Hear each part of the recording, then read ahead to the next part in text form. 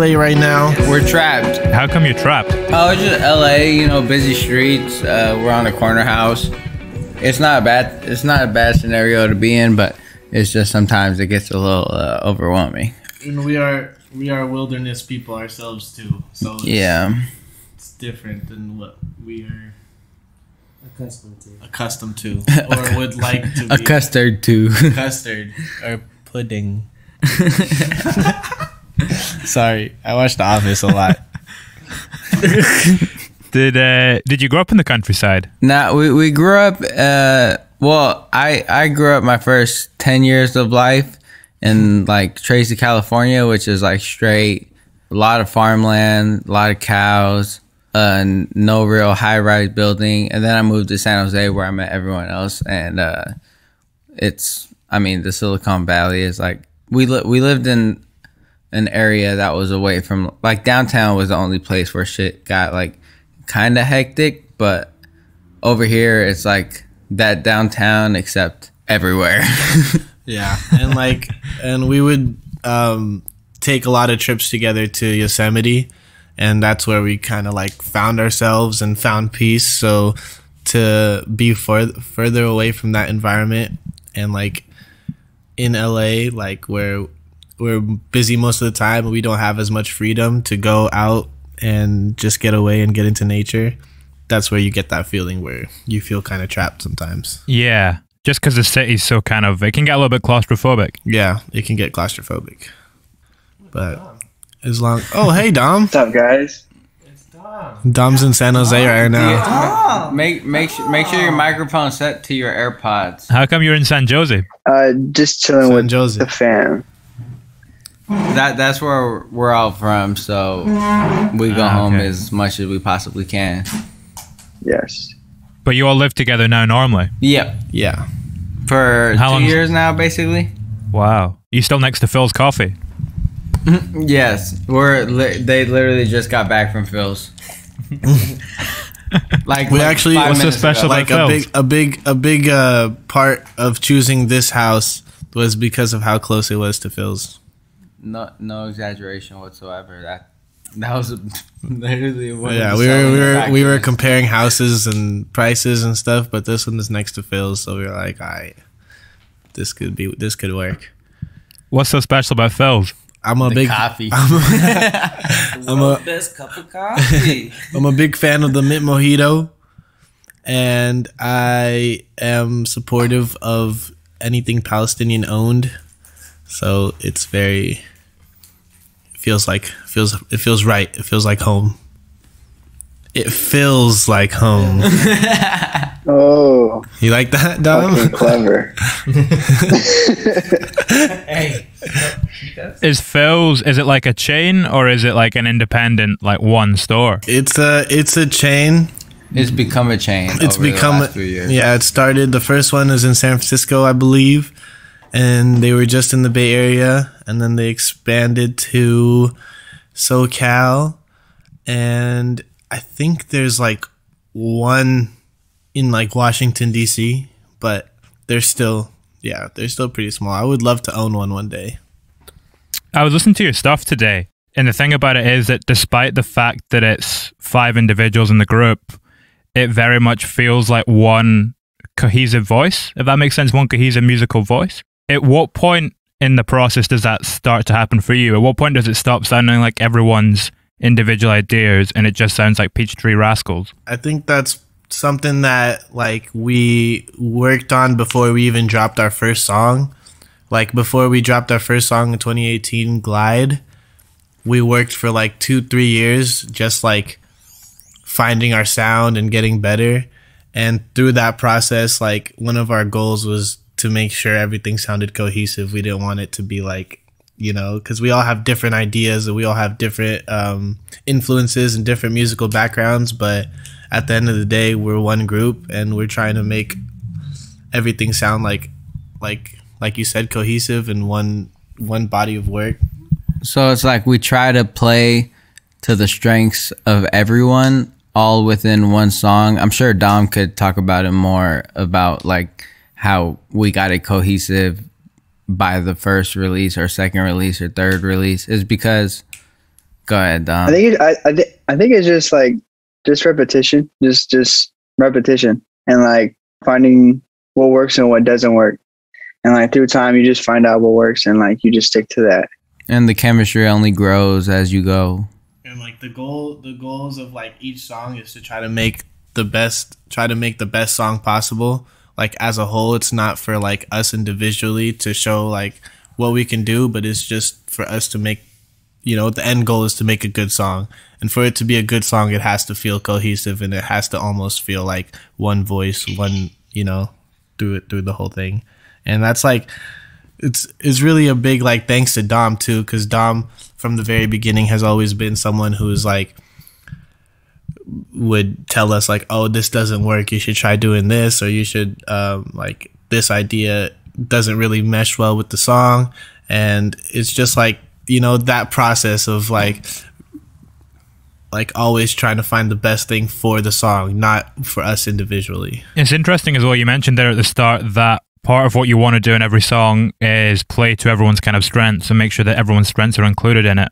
How long did it take for you to figure out what each other's strengths were? And then how did that affect your approach to making music once you had that sussed? I'd say it took probably like 2 years. And I mean, I feel like we're still figuring out too, because everyone's still growing. We all like, it was pretty quick to find out our strengths, but it's like, it took a while to find out like how to mesh it together, because obviously like Isaac is like, his strength is rapping, so he brings more of that like energy and that kind of cadence to our songs, and me and Joseph are more on the melodic side.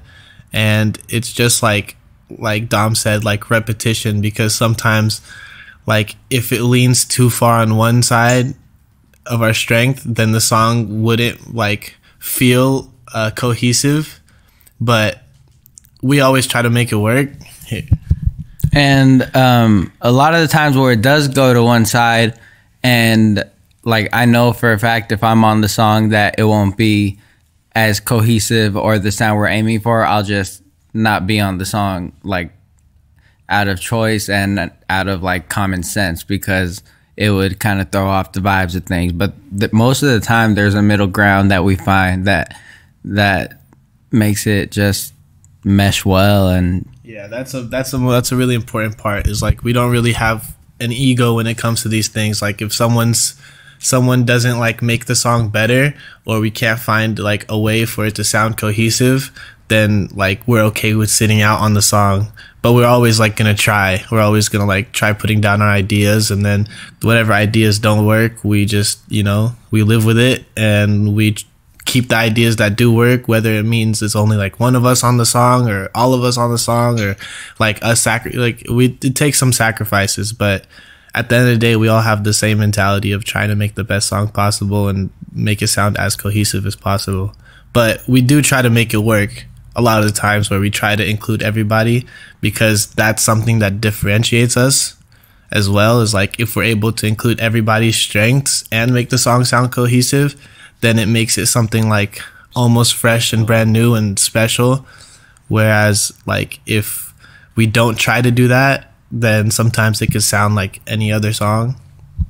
Like for example, like there's been songs that we've made where it kind of sounds like I'm just like a rap feature in it, and none of those songs are really out. The songs that are out, like it's to me it sounds more of like a group, as opposed to like, let's say Maroon 5 featuring Lil Wayne or Kendrick Lamar. It's like it's just cool. Is that because you're kind of coming from the same place perspective wise when it comes to the actual writing of what the song's about, as opposed to someone coming on and featuring and giving their own kind of view on it? Yes. Anytime there's like a subject matter in the song, like everyone is going through their own version of that. And the fact that we're so close as friends, is like we kind of have a grasp on what people are going through in that topic for the song. So it makes it like, okay, Targ's going through that. Let me throw in a time or a version of what he's going through into this verse lyrically. And it's not really something that you're very conscious of. Like I'm not over here in the studio like, okay, I got to do this, like super calculated and stuff. It's just something you keep in your mind while writing. and it works out for us. Yeah, it's funny sometimes because like the way we work is like when it comes to lyrics and like concepts of songs is like most of the time we don't really like even talk about like when it's just us recording and writing in the studio, we don't really talk about like what the song is about. We just kind of like let the chords drive each of us individually with our lyrics, and it's just really funny because like the majority of our songs we never talked about like what our lyrics are going to be or how they're going to work together. We just like each of us will come up with our own parts to come up with our own melodies and come up with our own lyrics. I would say 90% of the time they always like align with each other in some way. Even if we're all talking about different perspectives or different angles, like we all find a way to connect it. And that's just through luck and just through like us being so close and as friends and just like you said, knowing each other. Even like when sometimes it comes out to like different subject matter on the verses, like let's say one verse is about a love and then another verse is about family love, but like the chorus is just about love in general. So it's just, we all have a good grasp on each other's mentals. It's funny you mention both love and family love, because that's kind of, when I was listening to the EP, you kind of have those songs that can very much be put into one of the other camps, whether they be touching upon family relationships or relationships in a romantic sense. Which do you feel more vulnerable tackling in songs? Family is always the most vulnerable I am on songs, because whenever I talk about family on songs, it's because like I need to talk about it somewhere and I'm not always comfortable talking about it with anyone or anywhere. So that's the most vulnerable. But when it comes to just love, it's like, I mean, that's easy, is because you're not really letting people into your private life or what's going on in the house and stuff as you would like with like a family type verse or whatever, which is like JoJo from the EP. Like it's super like family oriented, but also there's parts where it's not. It's very specific, that song too. Like when you're laying down your verse on that, it gets very kind of direct and detailed. Yeah, that song was very like beautiful. Like as soon as Joseph laid that hook down, like it was automatically to me like one of the most powerful songs we made, like emotionally moving for my personal music taste. And I was like, okay, this is like some actual music where I could like really go in depth and really speak literal while it still sounds good. Because the hook is so simple yet so potent that the verses I could say whatever I want and it would all still tie together. There's a positivity about that one too, though. Like it's very bright melodically. Mm.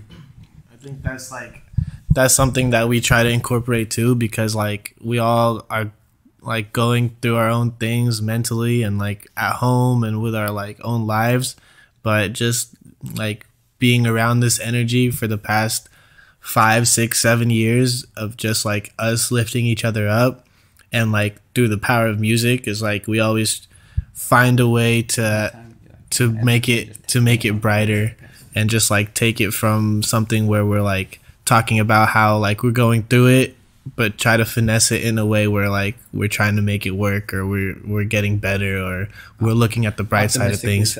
Optimistically sad. Like we're sad and we're going through shit, but we're still trying to figure it out. And like that's the whole goal, and that's like what life is like in general too, is like every day is kind of like a test, and you're just like trying to figure it out and trying to get through it. And that's something like that we really like want to share with our fans, because a lot of our fans, when they listen to our music, is like that's the kind of feedback we get, is like, oh, your music has really helped us, we're going through hard times, and this is something like the words or like the melodies or whatever, and that's exactly like what we're going through, and that's how the music affects us. So that's how we try to give it back. You kind of look at that on Doing Fine, where at the center of that you kind of have this constant insistence that you're doing fine, despite the fact that the lyrics kind of hit and there's a lot of stuff kind of going on underneath the surface. No matter what, we're always going to try to like present the best version of ourselves, no matter how bad it is. So if anyone asks, no matter what I'm going through, I'm doing good, I'm doing fine. And then like if it gets deeper, then it gets deeper. But at the end of the day, no matter how deep it gets, like we try not to let it bring us all the way down and try to look at the positive side. And if I can't do it myself, being surrounded by my friends and their energy, like they'll help me bring myself up too. Dom's dancing. Dom dances for me sometimes, and it helps all the time. It's true. No comment. No comment. No comment. What state were the songs in when you went up to Yosemite? I think we only had like two songs that we've made before that we didn't know it was gonna go on the EP, but like as we did that trip, like, and we made those songs, like eventually, like we knew like, oh, these two songs could cohesively go in with like the rest of the songs. So I'd say like at least 25%. We going up for that trip to create Camp Nowhere, we like went with we didn't even think about those songs, the ones that Joseph mentioned, which are JoJo, Pockets, and Papa. Those three JoJo, Pockets, and Papa are three songs that we had like finished just like from previous in the year. Leave Me Too. But what is it called? We went into that trip like with a open blank canvas and like no real goal or expectations besides let's go and try to make the best music possible. And like we didn't think, okay, we're gonna make a project here, we're just gonna go and make as many good songs as we can and then figure out like if we can make a project out of it. And that's kind of like the energy you get too from the songs. That's why I love the project so much, is because you get that like that free flowing and like that kind of brightness where it's like you feel like you just stepped away from, because like we were in LA and it was during the quarantine and we were like where we felt the most trapped, but we were able to get ourselves to go on like a 2-week trip to Yosemite, and it was like freedom. Like we just escaped from prison for some reason, because like there was not that many people out there, so you're allowed to like walk around with no masks, and we're allowed to just create, and there's no noise. It's just trees and nature and birds and animals, and like at any moment you just like you go outside and you are completely at peace. So like anything that could have been bothering you or weighing you down or stressing you out completely gets alleviated, eased. Just like it's just de-stressing, and it's just it's a good place to decompress. Good place to decompress yourself. You gotta go soon. But to compress your vocals. But but yeah, like that's the kind of energy that comes out through the project. It's just you feel like you've just stepped away from everything that was bringing you down, and it's lifting you up. And whenever we travel over to our little getaway near Yosemite, we always make sure that Dom has been eating well, because we want him to have like some good dance moves for us for motivation when it comes down to it. Yes. It all comes back to Dom's dancing, it seems. It really does. I mean, like I just can't wait to be on the road and like just the fans chanting, "Dance, Dom, dance. Dance, Dom, dance," and then he's just gonna feel so much pressure and adrenaline. He's just gonna go off. The first time I met Dom, he was dancing, and I was like, all right, this guy's pretty cool. Homecoming. He was doing something. What is it He called? was doing crickets, like on the grass, and I was like, all right, this guy's kind of cool. I'll be his friend. I'm retired though. I only dance for PTR. It's like we got the name Peachtree. he's like Goku. Okay, so Tree Rascals. George came up with Peachtree Village, right? And I was like, village just don't sound good with Peachtree. Although Peachtree does sound wonderful, I was like, it's missing one thing. And then I open the shed doors. I look outside. The sun is starting to set. We have hills behind us, and Very just beautiful. Dom on the floor doing the crickets. And I was like, you're such a rascal, Dom. And then I was like, peace tree rascals. Light bulbs. Wait, tell them about the shed. You mentioned the shed. Oh, the shed. Yeah, we built a backyard shed in Dominic's house. I mean, outside of Dominic's house with the help of his father, because his dad probably did like 98.9% of the building, and we were just there for moral support, basically. And they bought was it aluminum shed at first. Oh yeah. And then Dom's dad was like, "You guys are crazy. You guys can't make music in there because in the summer, like, it gets like 98 degrees." So like he was like, "Let's just return this, and then we'll buy wood." And then he built that thing from Yeah, he built. Yeah, we ended up building a legit. He Well, threw- I wouldn't say it. Well, yeah, it was legit. Shed, but it was 10 by 10. So His dad helped us out with a couple $100 because it was a little bit more expensive than one we had bought. And then the window too. and he installed the window in the shed. His dad is real he's just as real as they come.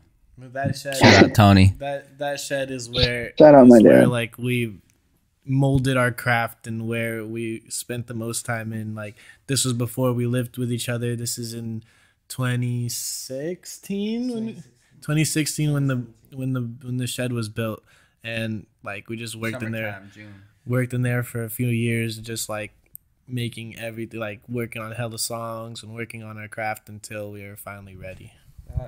That was Dom's man cave. Like there'd be times where like when we're making Mariposa, like I think we started at like 5 p.m. and then we stayed up until like 8 in the morning, and then I left Dom's house, came back like the next day, and he was still working in the shed at like 12 p.m. or like 1 p.m.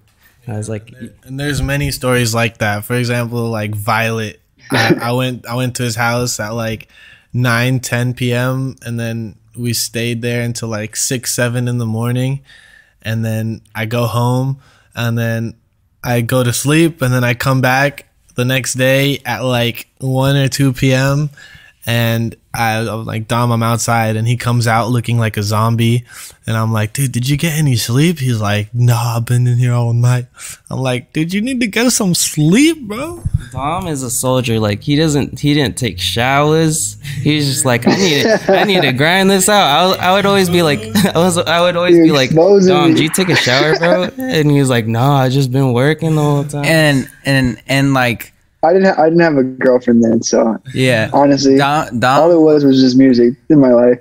Dom was such a catalyst in this whole thing, in the sense that like I was putting out music, whatever, blah blah blah, like previous to that, and then Dominic decided it's time. Like I'm gonna start producing, and then he made it well known to me that he was gonna put like 100% of his effort into like.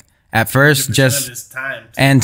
And first, just me and him working, and then so I was like, okay, I put literally everything on pause, and I was like, I trust that Dom is fully committed to this shit, so we just worked in there every single day for years.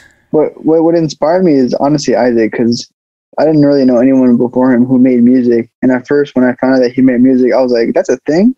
Like, it just felt like people who made music, I felt like that could never happen around me because it was so rare.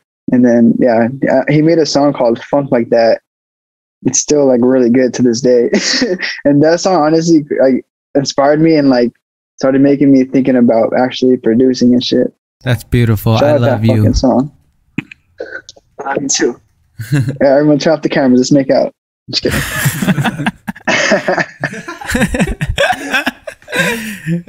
Go ahead.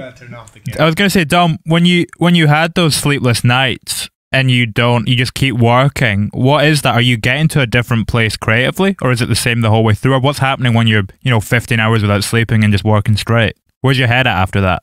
Sleepy. But like, I don't know. The goal was to just like, just be great and have everybody around me be great and not work at Red Lobster anymore. And so I don't know. It did change my mindset a little bit. It's bad to keep doing that Like I don't do that anymore. So you start to go backwards. I feel like creatively. Like I wouldn't recommend not sleeping. Get your sleep. You're more Get creative your that way. sleep. Brought to you by Dom. It was a big factor too that he was like, when he started producing, it was all like him self-teaching. Like it was just him trying things over and over and over again, like trial and error. And I think that was a big motivator for him and all of us too. Is like you get an idea, but it's not where you want it to be because you're not experienced enough. So you just have to put in more time to try to perfect it or try to get that idea out of your head. And the biggest thing to me about Dom, besides something else, is his ear.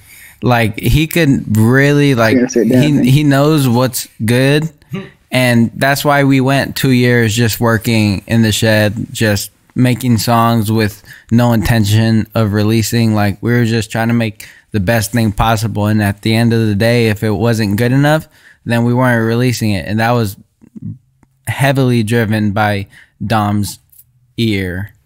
And Dom something else. Dom's ear is without Dom's ear we wouldn't be like where we are, because like Period. Like every single song we make with Dom is always, he's like the voice who's telling us this isn't good enough, this is good, you should expand on this, or you should not expand on that, you should try something different, you should work on the tone for this, or like he has ideas in his head. And like if Dom says something is good, then everyone, even if we don't think it's good, then we know it's good because Dom thinks it's good. There are three great things about Dom: his ear, something else, and I would say in third place, dancing. Dancing, just like it moves your soul when you see it. His eyebrows. Oh, his eyebrows are beautiful. Just look at him. George's eyebrows are beautiful. Look at his eyebrows. Which of you is it that can do the Jet Black thing with the eyebrows? I got you. I got you. I've been practicing since 2009. When did that movie come Damn. out? That was one of my life goals, is to be able to do this. That was me, like, first time I came into the shed, I was like, I didn't even walk in through the shed. I was peeking through the window, just like the movie when he was looking at the kids playing the instruments, and I was listening to the music. I was like, I got to be a part of this. And I quit my job at Red Lobster. I dropped out of school, and I was just doing this nonstop. If I'm doing this, it's like Dom's ear. It's like, you know it's good. Yeah, it's special. It's funny, you mentioned something really interesting earlier on, where when you first started working on stuff, it was almost like you had the idea but you couldn't quite get to it because you didn't have the skills yet. At what point did that learning curve like measure off and the execution was able to be at the same standard of the ideas? Oh man, I feel like it's still not like that. But like I kind of learned that like you try to be like perfect, but that's never gonna happen. So you just really gotta just do your best, and you know you just go off your feelings. Like if it feels good, release that shit. Yeah, like we got to a point too where we were like, before we released our first song, it was like we just need to release at this point and get ourselves to a point where we can like just see like the feedback, and like the songs are like, it became like a switch in the mindset where instead of like trying so hard to get like it exactly how it is in our head, to like just the best that we can possibly get it to ourselves, and then if there's nothing more we can do, then we would just release it. And like luckily we did that because it took us to a place where we got more resources and were able to collaborate with, like for this project, Camp Nowhere, we collaborated with Boyko, which is Ryan Rains and Gabrielli, and like their production and their writing and like just the help they gave us took us to that level where it was like things that we could not do on our own, just like being self-taught and just out of the shed, and just us like with our own voices, and us just telling each other what to do or what we can try to do. But they really lifted us up, and that was like the plan. Like it was a switch in mentality of like let's do the best we can do until we have the resources and the connections to the point where we can like get the help we need to take it to the like where we hear it in our head. When you went up to Yosemite, did you say that Pockets was finished? What were the 3 songs that were done before you went up? Jojo, Papa, and Leave Me. That's 4 songs actually. But Pockets, the funny thing about Pockets is we were going to release Pockets in like 2019 with like a different structure. Like we had that one done, like Joseph wrote that one like in 2019, and we were going to release it as one of the singles, because like before we released our project we only released singles because like we didn't have like our plan was to release singles and music videos for those singles to build up the fan base to the point where like once we do drop a project it'll have the audience that it deserves. It worked. Like especially with Mariposa blowing up over the quarantine, like that's what like gave us that audience. We're like, all right, it's time to work on a project. But yeah, like that song was gonna come out before, but we still felt like it could have been better, and that song deserved like a bigger audience as well. Someday. Yeah. Did Pockets kind of directly influence some other parts of the EP? Because if you listen to something like Oh Honey, I Love You, it almost continues on. It like picks up that acoustic thread and then blossoms out from that. Did you very much have it in your mind when you were working on that song? For me personally, like whenever I make songs, it always starts off on the acoustic guitar. So like it wasn't intentional, but like those songs back to back, because like I created it on my guitar and like I was the first one with the melodies on it, I guess it cohesively matched each other. So yeah, Joseph, a lot of the guitar songs you hear starts with Joseph on the chords, and Joseph's like melody, like Mariposa was 2018, and we just get a message in our group chat from Joseph, and he sends us a voice memo of just the chords and his hook on Mariposa, and we're like, this is sexy. And Joseph's like songwriting skills are out of this world, honestly, and like we can make 10 cohesive projects with just Joseph coming up with songs on the guitar. And also, like during the making of Mariposa was one of the first times, if not the first time, where Jasper came into the shed. And, you know, he just walked in. He was like, with his luscious hair, he was like, brown, brown, brown, brown, brown. And then, like, it's such an iconic melody. And since then, he's Joseph's cousin as well. He's Joseph's OG. He's old. He's the one that showed me the ropes on guitar. Like, he taught me, like, the basics of it and everything. So, shout out Jasper. Yeah, and he's here right now. So, if he has anything to chime in at any point, he'll make sure to be heard. Yeah, but since then, he's been doing guitar just about at every session we go to. He's become such a vital part of this thing. I'm just really excited for things on his side to really blossom, both in the industry and financially. It's going to be terrific. I'm just excited.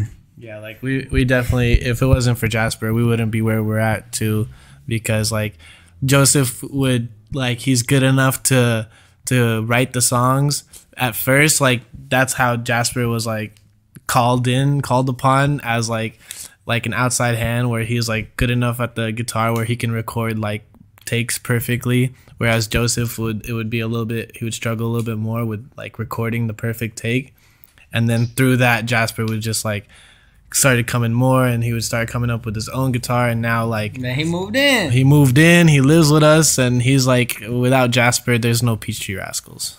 Yeah, and like before he moved in, Jasper would like take like this Asian bus that's in San Jose all the way down to LA, and then I would have to pick him up all the way in LA to Murrieta, which is like another hour 30 away from LA. So like he would take trips out just to make music with us, and like that was the beautiful part about it too. I heard when you were up, he was with you at Yosemite, right? Yes, he's with us everywhere, just about everywhere we go. You look, he's here right now. Look. Hello. Put a face. How are you? Put a face to the legend. Damn, your hair look good. Thank you, Dom. Did you not?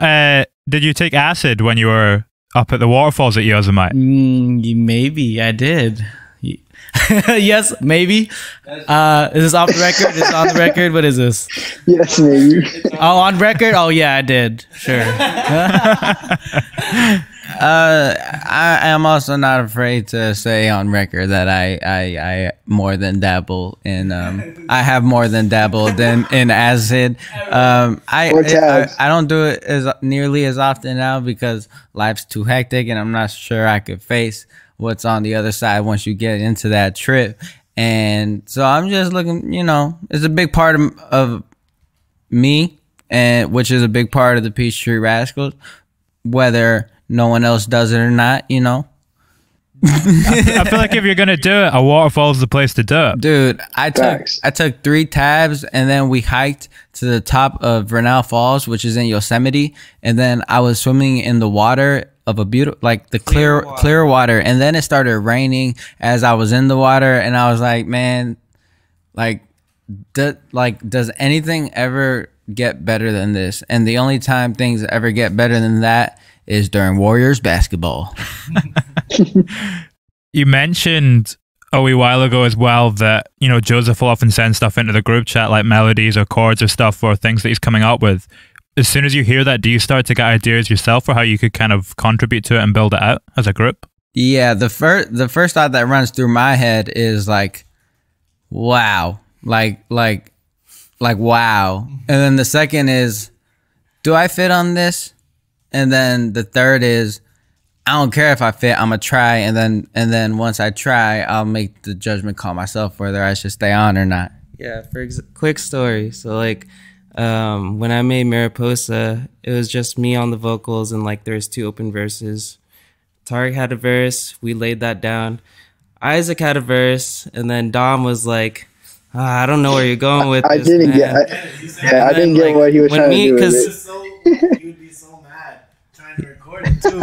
He would be so mad. Like Isaac would record his verse, and I remember the first time Isaac recorded his verse. He was frustrated. Isaac.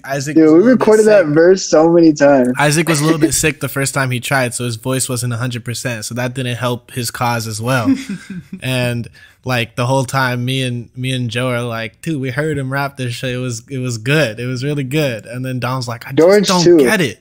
And then George recognized. George hell like that shit. And it's that's how sometimes we've made some breakthroughs like that, because when something is good but we don't or if Dom doesn't get it, or it's not where it needs to be yet, it just puts more pressure on us to like a good pressure, not a bad pressure, but it puts more pressure on us to add things to it or finesse it in a way where it does make it work. I remember the first time Dom did start to understand it was I did some little melody background vocal in the background, and he was like, this could work. And he started to see where it can go in the direction. Then he started to be more into it and start putting his own little backgrounds and his own ideas. And then a lot of backgrounds. Yeah. And that's how we're able to make things sound cohesive as well, with especially with Isaac and his rap. Sometimes Isaac said, rap, it could sound like a feature, where it doesn't really fit the song, but it just adds to the song. And through background vocals with all of us, that's what helps it sound like a one voice, and it helps it sound meshes it all together and makes it work into a braid. That's why that was a really, really good breakthrough moment for us too, because it made me realize or I think all of us realize sometimes ideas, even if you don't think they work at first, if you just finesse it a little bit and keep trying, if the base is solid enough, you can add things.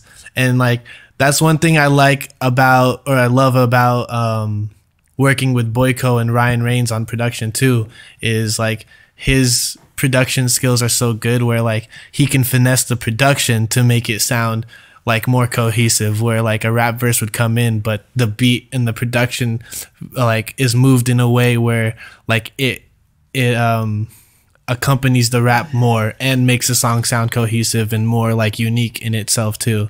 So there's a lot that can be done, and it makes it more exciting, but also makes it a little bit more it tests you and your skills. And I've been tested. We've spoken about this idea of cohesiveness quite a lot. And on the EP, you'll bring in stuff like strings, you'll bring in horns, which is another thing that could imbalance it if it's not done correctly.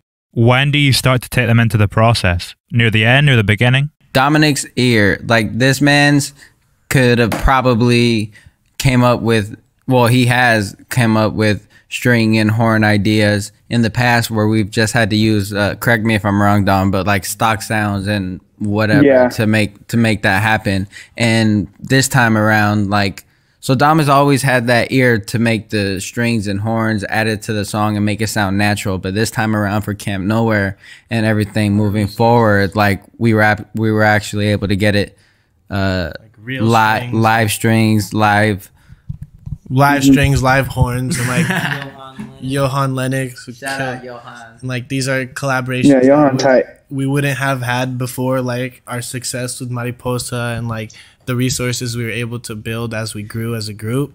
But like Dom, since before the shed was built, he like every song he's always heard horns, he's always heard strings. Like those are big parts of like the kind of sound that we try to go for as a group, and Dom like himself.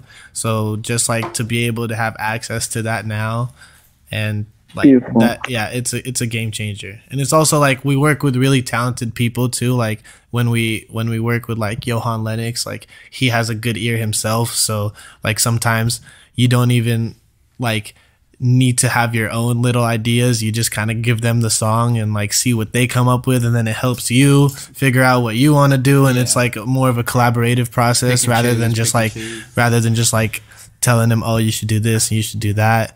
And like that's something Dom has been practiced on. Like for Mariposa, one of Dom's friends, Francis, he plays the saxophone, and Dom like just wanted the saxophone on it. He knew he played the saxophone, and he just like gave the song to Francis, and Francis just like recorded like lots of ideas, lots of random ideas. And I remember being in the shed just like kind of going through all of them. Wanting all of them. Yeah, we would want all of them, but like we knew like you can't do that where like it would sound like the best. So we would just like chop stuff up and like see which parts work the best, where they work the best. And like that was a learning process as well, but it also helped us like figure out like, okay, where things work the best. And like just it just helps to like drive home the emotion of the song and just give it that added impact. It really jerks at your heart. Yeah, a lot of our songs naturally, I feel like strings and horns are much needed. George, when do we were talking there about how you guys will get ideas as soon as you hear the initial first things. When do a lot of the ideas come for you? When you hear the demo, when you hear those ideas, when you hear the finished song? When do the ideas really start to flow for you as a creative? The ideas usually started to flow the most when the song's being still produced, like in the room. Like that's when I would find the best inspiration. Because like I remember there's one instance Dom was making a song. We were up in our little hideaway near Yosemite. I think it was a grape. Remember it was grape, and we were talking about how like it reminded me of a Christmas song. And you were like surprised that I came up with an idea. It was weird, and you're like, I don't know how you saw that. Do you remember that conversation? Damn, that's so long ago. It was a long time ago. You were working on grape, and I said it reminded me of an elf in like an apartment doing drugs with like the visual I had was really cool in my head, but it comes naturally, I guess, at those moments when the song's being created. And the funny thing is, George was thinking about aliens on drugs in a room, but the song was about a family. Yeah, it's really like the process with visuals. It was really funny at the beginning because when it was just us in a shed with no budget, like $0 budget, like every song, like for those first 2 years, like 2018, 2019, and a little bit of 2022. Not 2022, but 2020 also. Like George would have crazy ideas with crazy budgets, and we're just like sitting there like, how could we do this? We can't do this because we have $0. And most of the time we'd be like if you look at those videos and pay attention, you'll see like us in the same spot recording the same, like in the same parking lot. And it was just like, for example, Plus, we were in a parking lot and it was raining, and me and George are just sitting there like, dude, and like, yeah, we were like procrastinators too. Like, we would have the song, we would release like the song release date, and we were like, all right, the song's coming out on this day, but we wouldn't have a video done until like the morning of, or the day before. And like, we would like, for Plus, we were in the parking lot, it was nighttime, it was raining, and we were just sitting there like stressing. We're like, what are we gonna do? Like, we can't do anything. All these ideas we were trying to do, like, it's too hard to do just ourselves. And then like, I was just like, let's just shoot right here, right now, and try to make it look good. And we just shot in the parking lot, and like, I had like some foil material thing in my car, and I just like put it on the car, and like when the rain dropped on it, like it helped it stick and it made it pop out, and it just looked cool. So most of our visuals and like is just George's like skills of making like his eye of Dom making, has an ear, George has an eye alongside other things. Like, he made like that's literally like the first 2-3 years of all of our visuals was just us in like places that we normally hang out in. Just like, instead of hanging out there, we're like, let's just shoot here and try to make it look good. And George is good at making anything look good. So that's like, there's like the same parking lot for like 5 different videos, just different angles and different colors. The same, and the same field for like 3 or 4 different videos as well. For like Mariposa Glide, right. We only went like 800 feet down the hill to film the end of Violet. Like, yeah, it gets to a point where you're like, instead of like, you know, you can't stress too much about like trying to figure out like how you can make these big ideas work, where you just like, I think that's something that really helped us connect with fans too, is like, it just put us in a state where we look like we're very normal and very like organic, and it's just us doing daily things in our daily spots, and just like with a video camera, and it's just George's talent behind the camera and behind editing that makes it look unique and makes it look different. Now that you're working, you know, with more of a budget, do the ideas keep getting bigger, or the idea is always just like a year in front of where you're at that moment? It depends on the song, but recently the ideas they slow down a bit, but they're coming back. They're in progress again. Things are going better. Yeah, the ideas they're getting bigger. Hopefully. Yeah. Not only are they getting bigger, but like, you can't even say that they weren't this big when we first started making music videos. We just had our only budget for music videos back then was gas money, and that's it. Like, one time we rented like a nice stabilizer and whatever.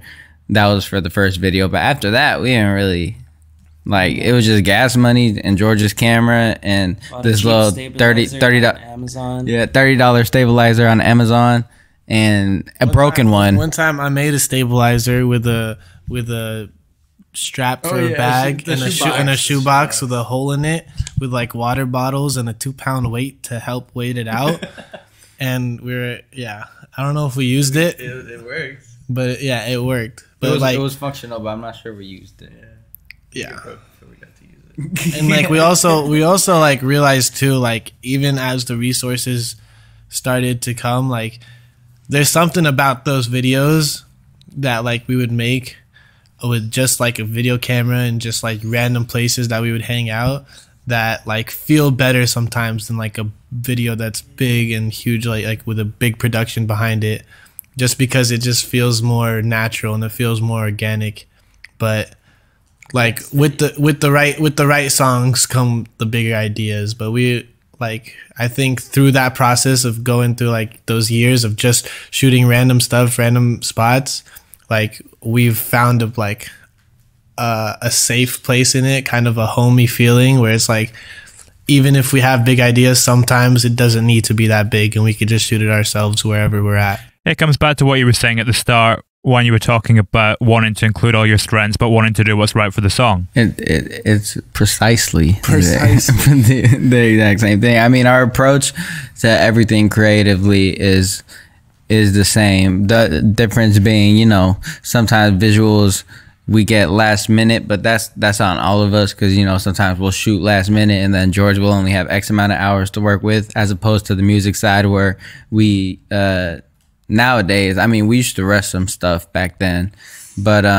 nowadays everything's ready like months in advance. So it's like it's funny how like you kind of learn too, like the more resources you have, like it's trying to find a way to like make it balance where it's like we put a production behind it but still try to make it feel like organic and still try to make it feel like it's us, not something that's like manufactured. What would you say for you is the most emotional part in the process of creating? For me personally, I think it's the writing, just like trying to dive deep into your brain and like going back to like moments where you felt really vulnerable and like just getting that out there to the world. I think that's the most emotional part for me. And for me, it's like, it's exactly what Joseph said, except once it's time to record. Because once it's time to record, everybody in the room is going to know what you're talking about. And because they, like, we know each other so well, we'll know what we're talking about. And so, like, the most emotional part for me is actually recording in the room and letting these people know that this is going on, and I don't really talk about it. Yeah. Not just like in the other day during one of the internet money sessions, like there was one song we were working on, all these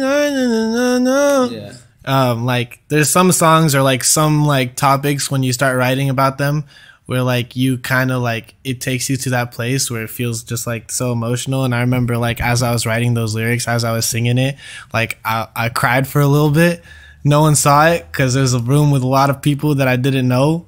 But like I was just like it just, there's something about it where you're like, just like for me it's like the singing and the melodies is like that's what brings out emotions. And it's like sometimes you can't control it, where like you just like in that moment as you're singing it, as you're coming up with it, it just all kind of hits you, like what you're saying, what you're going through. Because sometimes you just kind of like you're on autopilot. And you're just mode. I was gonna say airplane mode, but you're on autopilot, and then like once you take that little like couple of seconds to like really feel what you're saying or feel what you're writing about, it just kind of like it hits you in a different way. And one of the coolest things about like being vulnerable, being personal on songs is that a year and a half goes by after you record those songs and you think about the place you were at right there. You compare it to where you're at right now, and it kind of like puts, for me personally, it puts like everything into perspective. And yeah, it's just, that's why it's important to me, because I mean, like most of the time I'm rapping, so it's like, what am I gonna rap about if I'm not rapping about the truth? I don't rap no lies, shit. You know what time it is. But yeah, and it's easy, like with the amount of music we make sometimes and the amount we work, like it's easy to like not get into it, because you're just trying to like, it's easy to get in that mindset where you're just trying to make a good song, and you're just trying to sound the best, and you're just trying to like, you know, just try to get the song out, and it's not as personal as like the lyrics are, as personal as you would like hope it to be. But like I said, like if you take that time to really like understand what you're saying, or you take that time to like get into it, you realize like that it's a lot deeper than it is. And it's good to bring yourself to that moment, especially when like you forget sometimes because you're working so much. And that's one thing I like about like taking like time off too, is like you get to listen and you get to really like put yourself into a different perspective. Whereas like if you're working every day for weeks, like it's easy to like not be in it as much. Autopilot. Yeah, autopilot, airplane mode. That's why I love to escape as often as possible. Like if escape is like a very strong term, but get away, I should say. Like if there's a weekend where there's nothing going on, and maybe there's nothing going on a Monday or on a Friday, so I'd be able to leave on Thursday and spend 3 days at home. Like I'll take that drive, that chance to go over there anytime, because over there it's like at home it's like you're just at home. Like it's back to what I am in this family. Like it's back to playing that role as a brother, as a son, as an uncle. Like it's just not even like playing a role. It's back to who like you really are naturally. Yeah. Whereas when you're making music and you're in it every single day, that's when it starts to feel like you're playing a role. And you don't want it to feel like you're playing a role. You want it to feel like you're yourself, and that's really important when it comes to making music. And like that's one of the biggest struggles emotionally for me when it comes to like being in LA for a month or 2 months or 3 months at a time, is that like I know like I know exactly what's going on back home, and I know that everyone there wants me there, whether it's some like inner conflict or just some family stuff. Like I was always the one to be counted on to kind of like facilitate things. And sometimes when I'm there and I have to come back, like I just get this sense of guilt, but I do know that it's like for the better of everyone. So it's kind of like a bear with me type thing. But yeah, that was deep for no reason. Do you create differently after those periods when you escape? Like when you come back and you start writing again? Yeah, well, when I come back, it's like, okay, I'm like, you go home, you see your family, you're like I want everybody here that I love, not worrying about shit, living the best life they possibly can. So you come over, I come back to LA with like a little chip on my shoulder, like I don't really care like what it takes to get them to that point, as long as we get there and I'm alive, my mom's alive, everyone's in good health. Like if we reach that point, that's literally all that matters.